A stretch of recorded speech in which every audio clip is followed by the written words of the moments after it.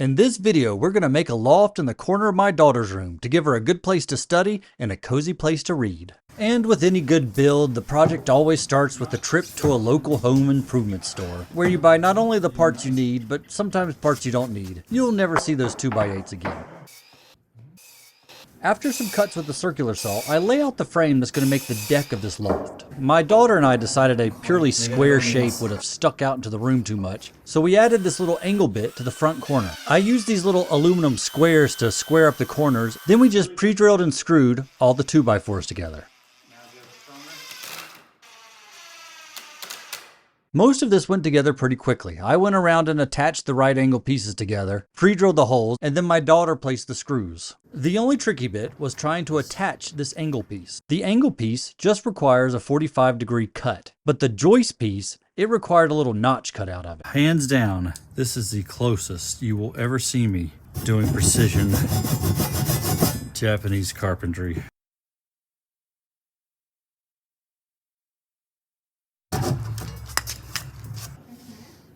Oh my God.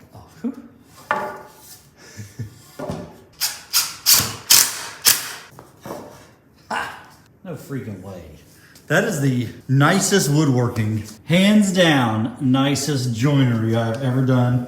And then look, it even matches up over there. And with that cut, I just pre-drilled and screwed all this together. I did put a little glue on this side just to make sure it holds steady, since I couldn't really use those clamps. This wall and this wall will be bolted directly into the studs of the wall, so we don't have to support that. For the side facing the room, I'm going to build 2 columns that support each end of the angled piece. I doubled up the 2x4s to make sure each of these columns would be strong enough to support the load that'll be on top of this platform. My precision Japanese cut looked very slightly less precisioned from the bottom side. So I am going to cover this up a little bit with one of these poles. 1.5 inches. This has got to go.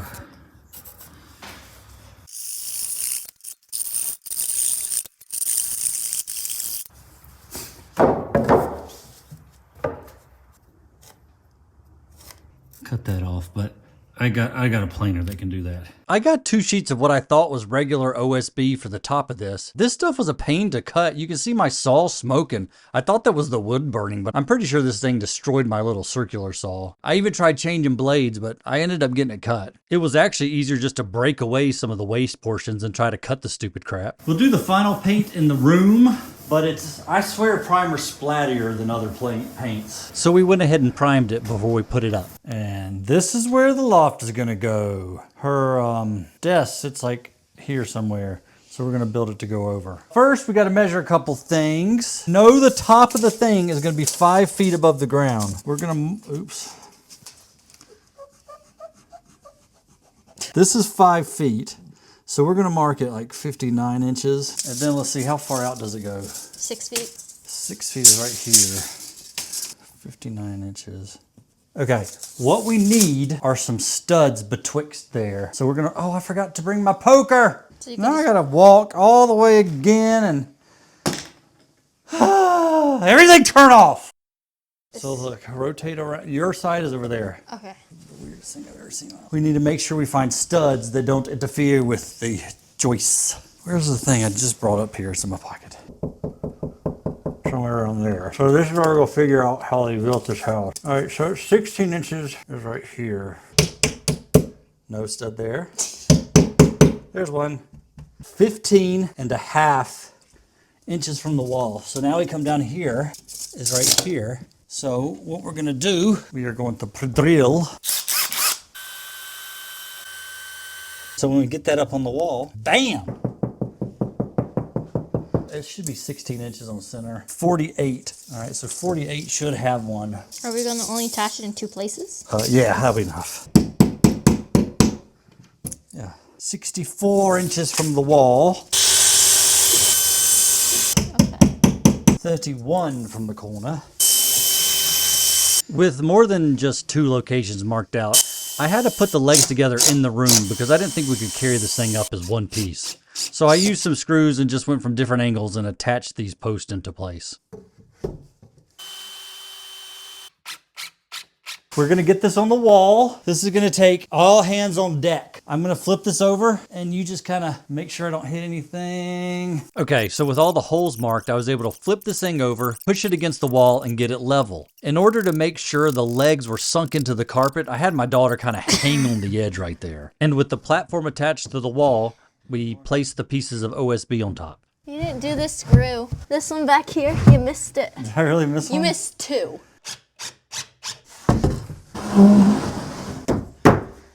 Platform, desk world.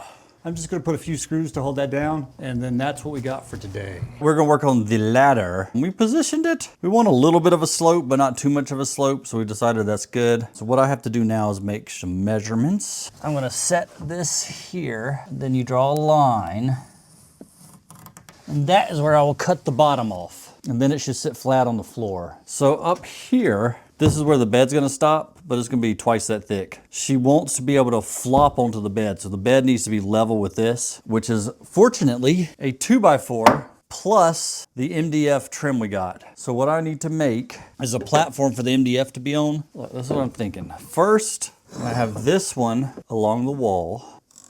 Okay, then I'm gonna have a second one that will be at the same slope of the ladder, but it doesn't need to be that deep. Then there'll be a piece that goes here. That's the width of the treads. Then the other slope you do here. So the ladder will kind of rest into those slopes. All right, bear with me. Then I just need another wall of 2x4s for that thing to sit on. So now we gotta figure out how wide to make the runners. 2 feet, that's fine.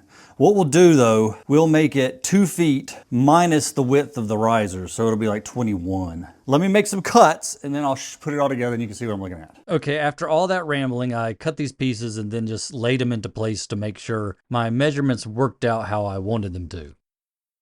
And they did. I'm putting that thing together, and while I was putting it together, bumped into this leg and it moves real easy. I've decided it needs to be supported just a little bit more. I did put some extra screws in there, but I'm gonna put a little, I don't know what these are called, but a little brace like this, that'll be right there, and that'll just keep that leg from shifting.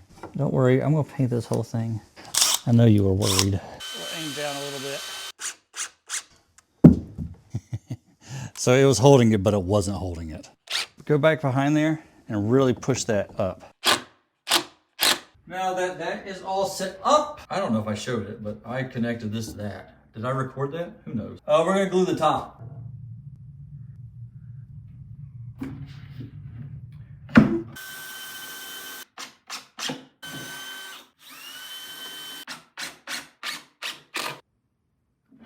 All right, I gotta cut that out.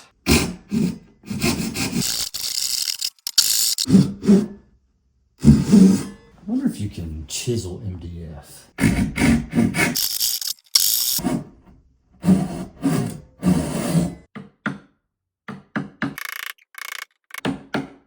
You can chisel MDF. I don't know why I thought you would. It's basically paper. Yeah, now I just hit that with a sander. That's pretty good. Let's just knock the shit out of this other side. So the mattress is gonna butt up against here. So it's 4 inches thick. So this should be 4 inches thick. Yeah.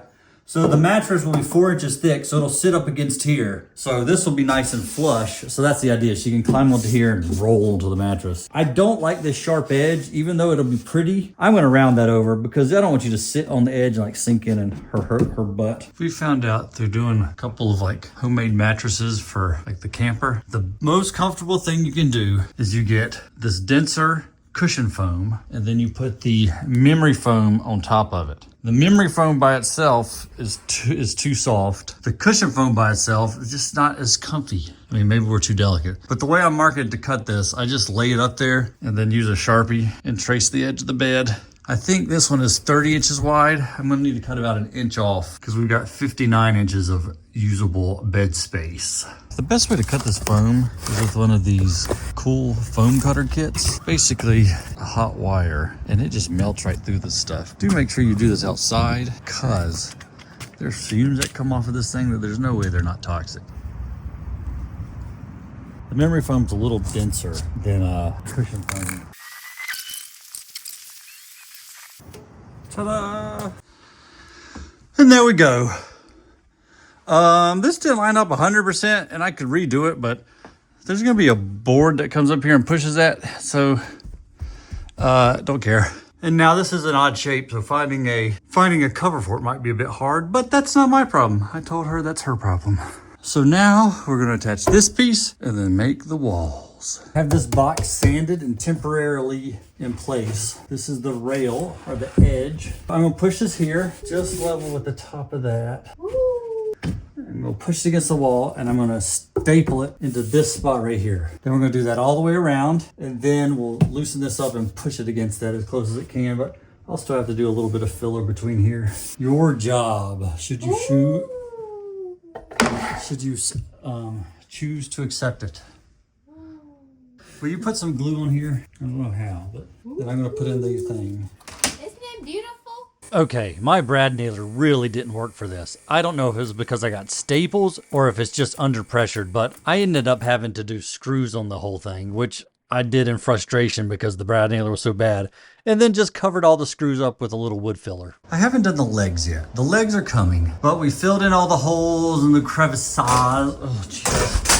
crevices and we sanded. So we're gonna go ahead and paint. The ladder's there because she says she wants to paint the top first.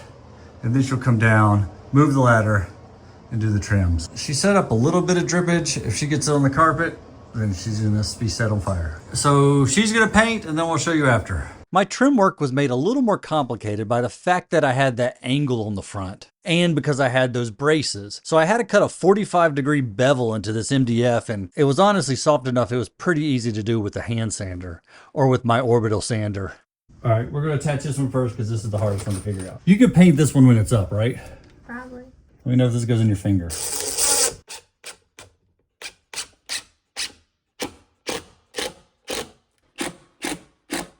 That's probably plenty, right? Mm-hmm. All right, where's the long sticky dough? So I just need to cut this one a little bit shorter. And then I just gotta do the same little cut I did on the other one. From here to there. I wonder if I have to do that with sanding or if I can just cut it. Once I had all the MDF trim pieces cut, I went ahead and primed them all with the primer. Then it was just a matter of setting them into place and attaching them with screws.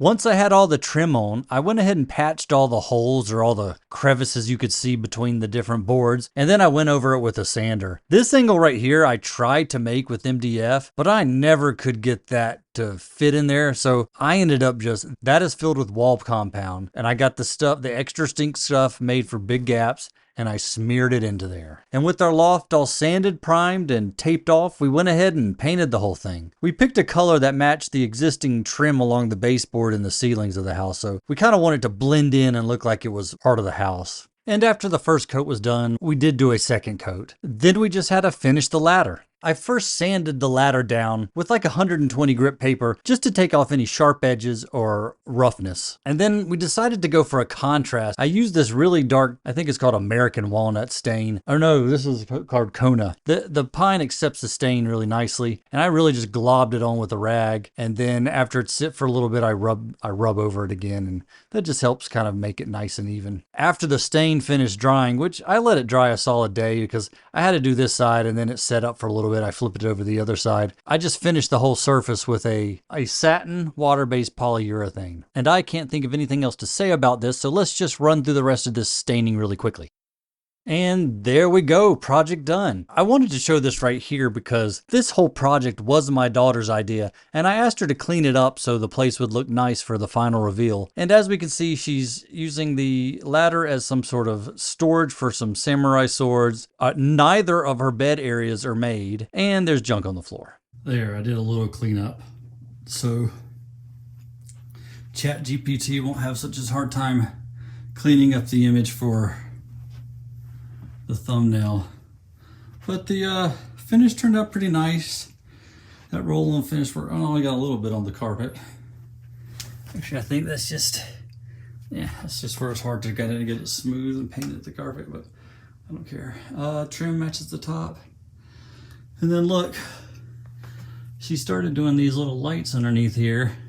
And the idea is she's gonna shove that fluff in there and make it look like clouds. But again, I've been finished for about 3 weeks.